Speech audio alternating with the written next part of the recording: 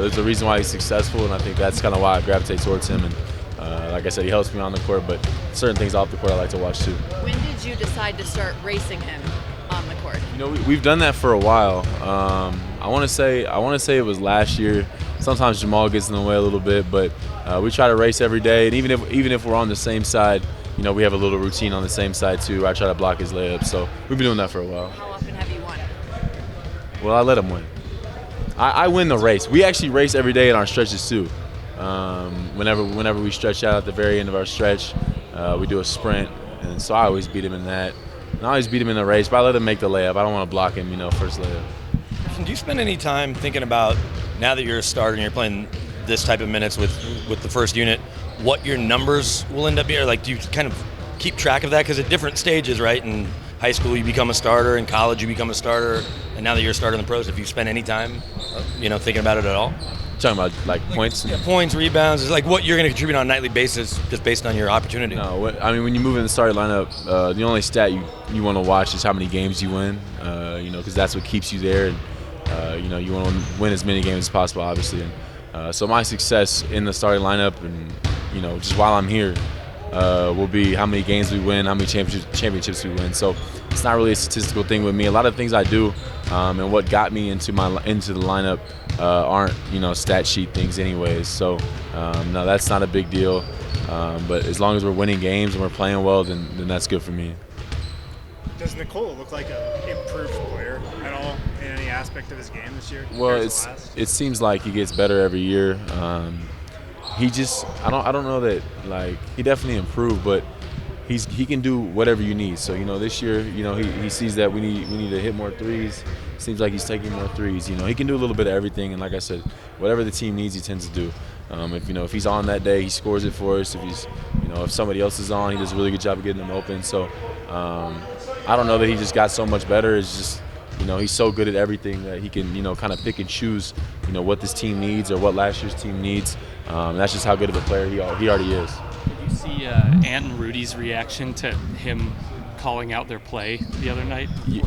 Yeah, he does that a lot. And honestly does it every game. But there was even one possession, you guys go find it. He grabbed me and moved me into where I was supposed to be. And I was in the right spot for how we guard, but he knew their play. I knew what we do, and he knew what they were going to do. So he literally grabbed me and put me in a different position. I think kind of caught him off guard. They didn't run the play, and we stopped it. So he does that pretty often. So it's not really a shocker to me, but it's kind of funny to see other teams' reaction to it. How hard is that, even against a team that you're as familiar with as Minnesota, to just based out of a certain set because you still hadn't really played a meaningful game against them since Game 7. We played them a lot, so I think they know a lot of our calls. We know a lot of their calls. So if you get the call, sometimes that's easy. But he doesn't need the call. Like, he'll see where a guy is on the court, and if say Mike Conley gets below the free throw line, typically he's coming back out for a three. He sees stuff like that, and he'll call it out before. So inbounds play. We know a lot of their inbounds play the same way they know ours. We scout, they scout, but he picks stuff up. Right when he hears the call, or even if he sees it without getting the call.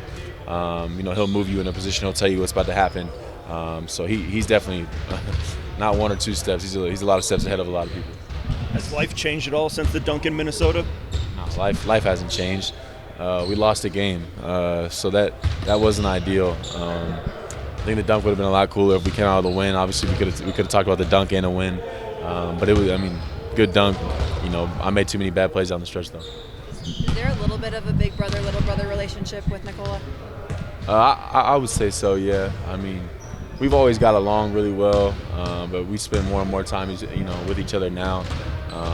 He's a great guy to have in your corner, and he helps me all the time. But he's just a good dude, fun dude to be around. And like I said, we spend more and more time, together now than we have ever. So it's a fun guy to be with. There's obvious things you can work on in your game, right? If you want to become a better shooter or whatever, this or that. But when you're playing with somebody like that who sees, like you said, many moves ahead, does it change your approach and the way you study and the way you prepare in the time off the floor, looking at opponents and looking at the game?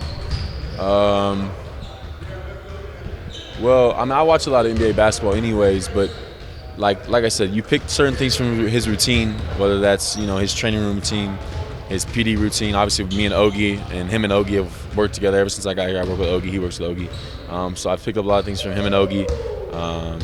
And like I said, whether it's just how he takes care of his body, the things he does. I don't know, how much film he watches necessarily, but me and him will talk. We'll text every once in a while about just any NBA League Pass games that are on. He'll text me every once in a while. Did you see that? And obviously, like, we're watching the same game most of the time, so we have that communication. But I try to take a lot of things from everybody, whether it's DJ. A lot of the guys that had success in the league for a long time, those are the guys I watch and try to take little things from.